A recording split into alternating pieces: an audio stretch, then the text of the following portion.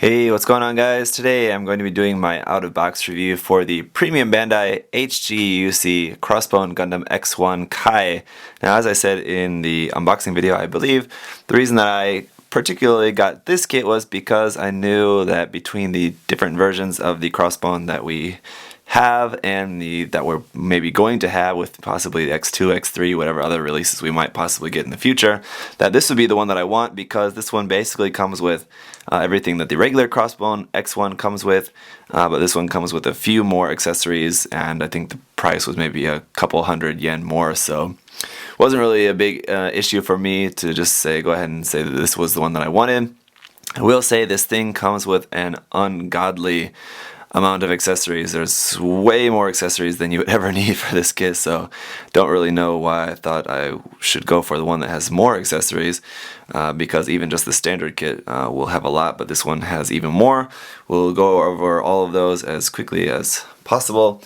First, let me just give you a look around the kit. Now, this kit looks really good just out of the box, and that's just because of those stickers. It does have quite a lot of stickers on it, a lot of just like really small color apps. That, to be honest, painting them would not be difficult at all, just for the sake of the review, and that I'm not painting it at the moment. I'll paint it later, but for the sake of the review, I've just got all the stickers on there, and I've got to say, it's not a bad look. Of course, painting is going to be better, but if you are just going to be putting this together and just using the stickers, you're going to have a pretty nice looking product here. A lot of really good details just all around in general. It's amazing that they have that plastic, the skull for the head. Awesome details just everywhere around the kit. It's a really nice looking kit. I think once you've got this together, remove just a few pretty simple seam lines and then paint it all up.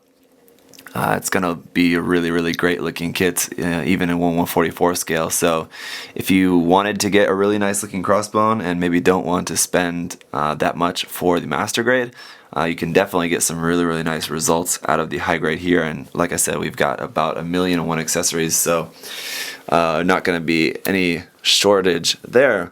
Let me just go ahead and give you a little bit closer up here. Look at this so you can see that headpiece that I was talking about. There was safety flags on the V-fin. I did just cut and sand those down. You can see all these yellow circles here on the shoulders and front and back of the shoulders. That's yellow stickers there.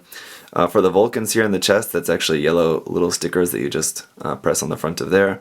This insignia here on the front, which I thought was going to look really bad as a sticker, it honestly doesn't look that bad. Still, a nice waterslide decal is probably going to look better on your finished product once you've painted, but the sticker is actually not terrible. Sticker there on the eyes as well, and then on the backpack, all these little yellow little verniers here, 2 on each of the 4 parts of the backpack. Those are all little yellow stickers there as well, and that's going to be most of the stickers really. So I mean, they're really going to be all situated just above the waist and on the backpack, but really nice there. All the what do I want to say? Articulation is pretty standard, so I don't really want to go too much into that. The shoulder joint is just the kind that swings forward. Double joint in the elbow. Double joint in the knee. The front skirt armor, you can separate that just by cutting it in the middle. So just really nice articulation everywhere. Here on the ankles, you can't flip those little fins, you can't move those down at all. Those are just fixed as ankle armors, just all one piece there. Under the foot, we're going to have some hollow space. That part in the center is where the knife blade goes, so that's supposed to be like that there. And then just rotation here at the top of the leg. So overall, really nice articulation there. I will go ahead and just take the backpack off for a minute because I want to now go into the accessories, and just because we have so dang many of them. The first thing that we've got here is we've got the core fighter. Now it is very simple here, obviously, just all in white. You are going to have to do quite a bit of painting on this, but it is cool that we've got it. It does have a space here to plug it onto an action base, and here you can plug in the part of this if you want to use the backpack here to make the core fighter. You can do that. So kind of cool that we have that if that was something that you wanted to do. I think maybe not many people do, but otherwise this just plugs onto the back like so, and then we can open those up And these are just on ball joints here on the back so that they can rotate and move in every which way. It's actually kind of hard getting them situated into like a perfect X. It's really hard to get them so that they're like just perfectly right. It's a little bit difficult for my OCD. So let's talk about the accessories. Where to start? I mentioned the knives on the feet, so we have those. We should have 2 of them. I'm not seeing one of them at the moment, but should be around here somewhere. We should have 2 of these. Just plug onto the feet like so. So if you want to do a kicking maneuver with that knife sticking out, you can do that. And I don't know which. I think it could go either way, but I think forward is the way that it's supposed to go there. So there's that. Then we just have regular knives. Oops, well that's okay. That are on the master grade. These fold down out of the back of the leg, but on this version they're just loose. So you just have to store them, but you'll have a lot of weapons to store with this kit, so it's really nothing too big of a deal. Yeah, we have 2 of these, so these just hold in the hand. Just nothing's really too special there. Another interesting thing is that we have the different face piece. I'll try to show you this as well as I can. You can see this is the face that's opened up, whereas the face that I have on the kit now is just the closed one. But you can swap it out and have it with this opened up face. Sadly, there's no real like easy way to swap them out. It doesn't seem like it was really designed to be swapped out very easily. It's just kind of when you're assembling it, you have to choose either one or the other. So if it's just something that you're planning on changing, or if you are certain you want one or the other, just stick in whichever one you want, and basically just be prepared to just stick with that. Interestingly though, we do get 2 different stickers for the eyes, so you can have stickers on both of them at the same time if you want. So like if you do want to change them out, you can do that. You don't have to change out the sticker if you are using the stickers anyway. So I don't know, I'm not going to be switching that. I'm not going to be putting that on the kit at all during this review, but just know that we do have it. We have our beam shield, which is a pretty nice piece here. This just attaches onto the hand. I'll show you that here in a minute. Then we have 2 beam effect parts for the beam brands. Again, those connect in the same way as the shield. Let's just go ahead and show that. So this part here on the back of the arm is what they attach to. We're just going to take this off like so. Flip this around forward. Then this piece we need to actually take off, and it's pretty tight. I really don't want to break anything, so just be careful. Then once you flip this down in front of the hand, you can plug this back on like so, and then plug in the beam effect part like that, and then there we go. There's our beam brand on the hand. It works just fine, and then this shield is going to work in the exact same way, just sticking on there like that. So if you wanted to have the shield off the back of the arm, you could do that. Or if you want to have the beam brand off the back of the arm, you could do that as well. It's kind of goofy, but you can do that. Honestly, it's kind of silly the way that the shield works in the hand like that. Not really the best design. I mean, it actually seems like it's a good design, but just aesthetically, it doesn't really look that cool. But I don't know. Next, we have 2 beam saber handles and beam saber effect parts. Just standard here, nothing really too special about those. They are just kind of nice and simple though. For a kit that has like pretty cool design and like a lot of really unique weapons, these just really standard weapons actually do look quite good as well. Then we have the Zanbar. I think in the unboxing I think I said Zanzibar, which was wrong. I think it's just the Zanbar. The beam Zanbar is just a very huge pirate-like sword here, and again this just holds in the hand the same way. You can use this peg here on the side and plug this into the side skirt like so, if you so choose, and you can also do that with the rifle option as well, which I'll show you here in a moment.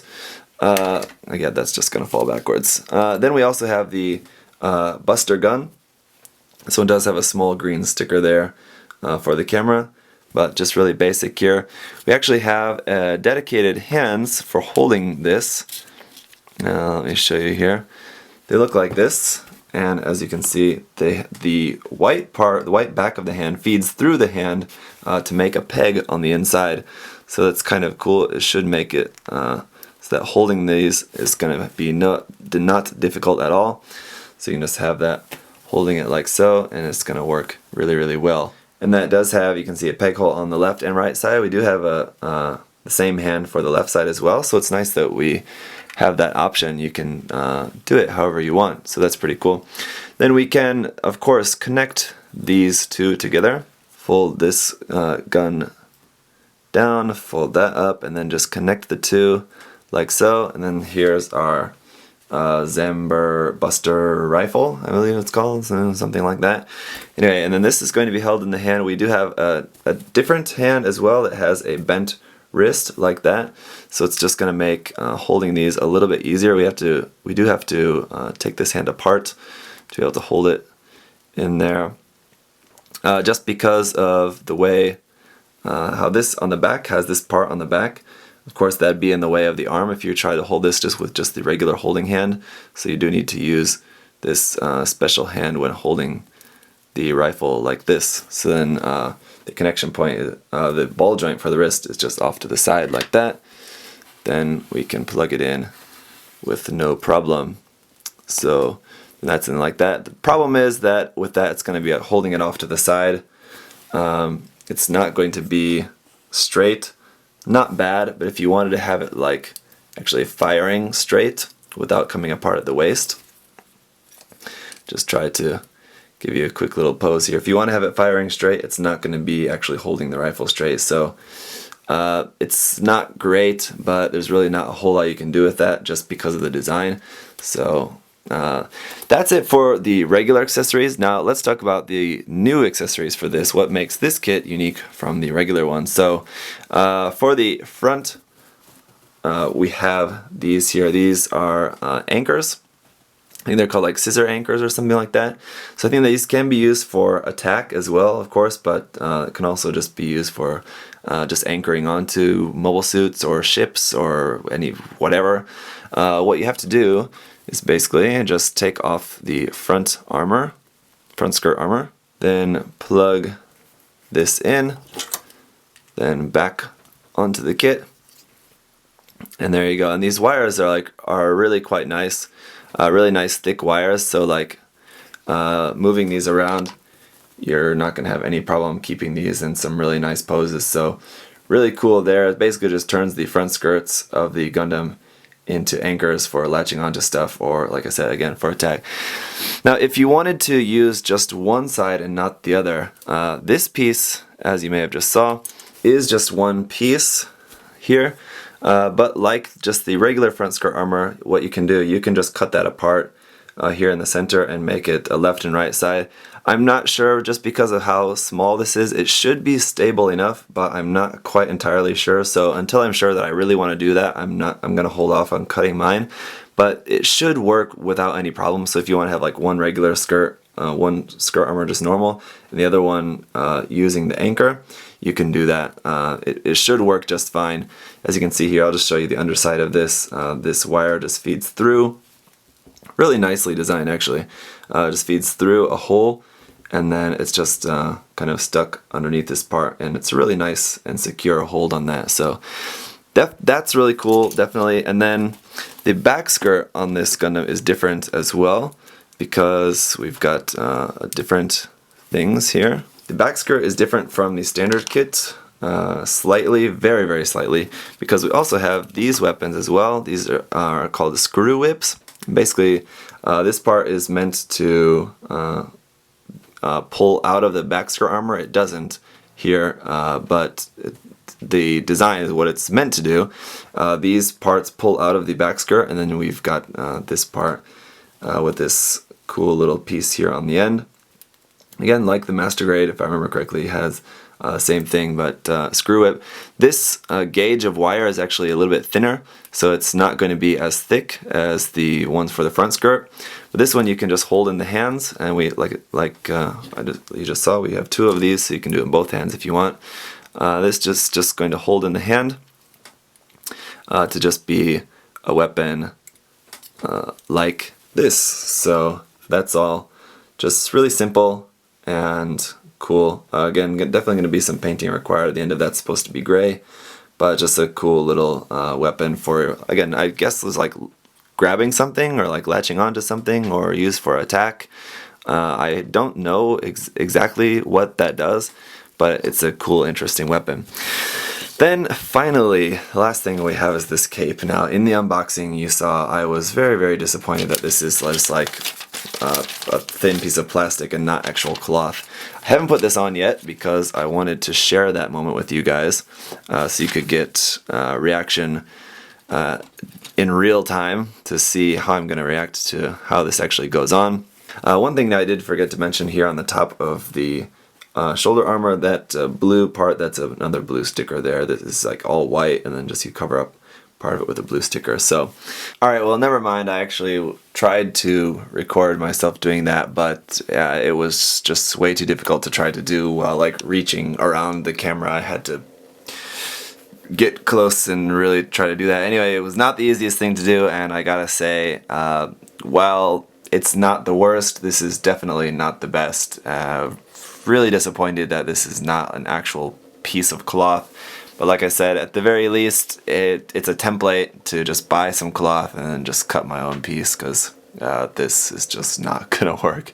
Plus it's shiny. I mean, like, it's just not even like just the material, but just like why is it shiny? I don't know. It's just, it's not good. It doesn't look great. It's disappointing considering this was one of the reasons why I got this kit. Was because of the previously mentioned accessories that you guys saw. There's a couple of new accessories that we get with this kit, which are very, very nice. This was one of the reasons why I got it as well, was because we got this as well. And like I said, the kit costs like 200 yen more than the regular kit, I think, maybe something like that, or not that much more, so really not a great loss, but definitely questionable. Anyway, so that's the cape. I'm gonna take it off now and just show you guys what this looks like with some of its awesome weapons and accessories, because the cape is really, it's not gonna be that great. Honestly, for a kit that has so many different weapons and accessories that you can use for it, the loss of that cloth is really not too big of a deal, because honestly there's just a lot that you can do with this, with just everything else that we have with it. So I mean, yeah, it's not really the worst thing. Anyway, here you can see that screw whip in use. The wire works perfectly fine for that. You're not going to have any issues with weight. Obviously, there's basically no weight on it at all. Another great thing that having these new weapons for this would be great for dioramas. If you want to do any dioramas with this mobile suit, either fighting something or latched onto something using those anchors for the front skirts. Maybe latched onto a piece of like space debris, holding up a piece of space debris like for a piece of shield or something like that. A lot of different cool possibilities. And I mean, just buying some wire and just making something like that, if you're going to be making like your own diorama, something like that, you probably have enough skills to make all that stuff yourself. But it is a nice, cool set. I mean, like to have the front skirts like that, that would be a little bit of scratch building to have to build those yourself, so it's kind of nice to just have everything here. It's great for if you wanted to do some diorama or something. So yeah, basically deciding if this kit is going to be the right one for you, whether you want to go for this Premium-Bandai version with a couple more accessories and a pretty derpy cape, or if you wanted to go for just the regular standard release, maybe that one's got more than enough for you. That would definitely be understandable. It's just a matter of what you want to actually do with the kit. Just depends on where you live too, of course. If you live in a place where getting access to Premium-Bandai kits close to their list price is not really an option for you, then this kit is probably not going to be all that appealing for most of you. Just the regular kit is probably going to be more than enough. But if you live in a place where you do have relatively easier access to Premium-Bandai stuff, you don't really have to pay a whole lot for it, then yes, it's worth it, paying a few extra 100 yen, a few extra dollars, just to get a couple more cool accessories that you can use. It's really not too bad of a deal, I think. I don't really regret it anyway. So that's gonna just about do it for this review. As you can see, it's got no trouble pulling off that classic ale strike pose here.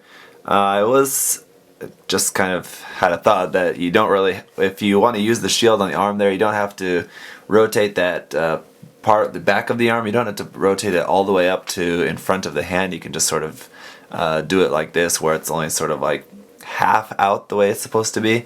Then at least for doing a pose like this, it doesn't look that bad. Still not really my favorite design for a shield there, but it's passable in some cases. So yeah, that's pretty much it. All I can say about this kit, guys. If you have any other questions or comments about it, leave those down below. I think I pretty much just covered just about everything that I could. Hope that was helpful for anyone who was looking for some more information about this. Like I said, I'm pleased with the kit. I'll definitely look forward to giving it some paint later whenever I can find the time. Anyway, thank you guys for watching, and I'll see you guys next time. Bye bye.